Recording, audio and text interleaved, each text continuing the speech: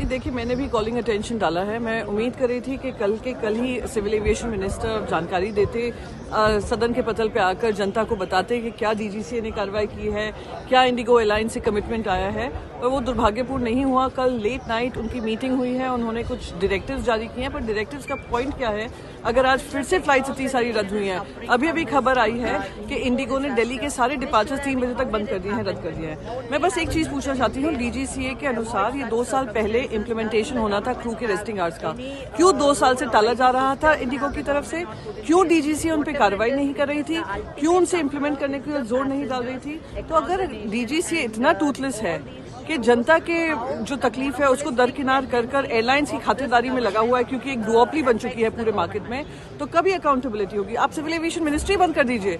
अगर आप किसी के लिए जिम्मेदार नहीं है, एफएएस बढ़ते हुए एफएएस के लिए जिम्मेदार नहीं है, पैसेंजर दिक्कतों के लिए आप जिम्मेदार नहीं है, पैसेंजर सेफ्टी के लिए आप जिम्मेदार नहीं है, तो आपकी जिम्मेदारी कहाँ तय होगी? तो ये आज मैंने कॉलिंग अटेंशन मोशन डाला है। मैं उम्मीद करती हूँ उसके जवाब में राज्यसभा में, अगर चेयरमैन उसको एडमिट करते हैं, राज्यसभा में वो आकर जवाब देंगे। एलओपी ने भी कहा कि ये मोनोपोली के चलते हो रहा है। ये मोनोपोली और डुओपली की बात मैं लगातार सिविल एविएशन मिनिस्टर जब से ज्योतिरादित्य सिंधिया जी रहे हों या राम नायडू जी रहे हों, मैं बार लगातार ये कह रही थी कि जब मार्केट शेयर इतना बढ़ जाता है एयरलाइंस का, तो वो आर्म ट्विस्ट सिर्फ पैसेंजर्स को ही नहीं करते हैं, आर्म ट्विस्ट गवर्नमेंट पॉलिसीज को भी करते हैं। और वो अब आपको दिख रहा है, उसका नतीजा दिख रहा है कि 2 साल से ये ऑर्डर्स थे कि ये क्रू के रेस्टिंग आवर्स का उनको सोल्यूशन ढूंढना पड़ेगा, 2 साल से नहीं किया। और कल भी इंडिगो ने ये रिक्वेस्ट डाली है कि फरवरी तक इसको आगे बढ़ाए।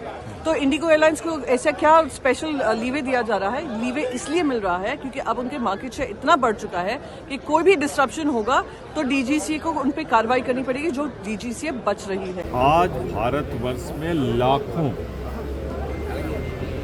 यात्री इंडिगो की 500 से ज़्यादा उड़ानें जो निरस्त हुई हैं, उसके कारण उनके कार्यक्रमों में बाधा उपस्थित हुई।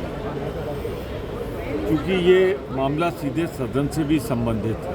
आज फ्राइडे, बहुत से सदस्यों को सैटरडे संडे चूँकि सीटिंग नहीं होती है, वो अपने कॉन्स्टिट्यूंसी में अपने दायित्वों के निर्वाह के लिए जाते हैं। और ऐसे समय में जब सबका रिजर्वेशन है, जाना है, उस समय इन फ्लाइट्स का न जाना, स्थगित होना अनिश्चित काल के लिए और रद्द होना निश्चित रूप से ये सदन की औचित्य का सवाल है। इस पे सुना जाए।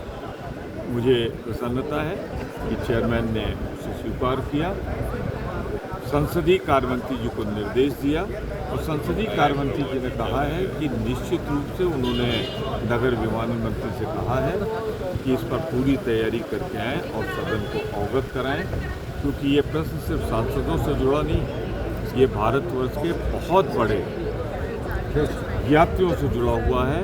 ये मैं स्पष्ट करूँ, सरकार की मोनोपोली की जो पॉलिसी, एक ही को सब सौंप देना, 2 को सब सौंप देना देश, उसी का दुष्परिणाम। Thank you. जहाँ भक्ति है हर शब्द में, कथाओं में छिपे हैं दिव्य रहस्य और ज्योतिष देता है जीवन को दिशा। धर्म से जुड़ी हर बातों को जानने के लिए हमारे चैनल स्तुति को सब्सक्राइब करें। चैनल पर जाने के लिए इस लिंक पर क्लिक करें।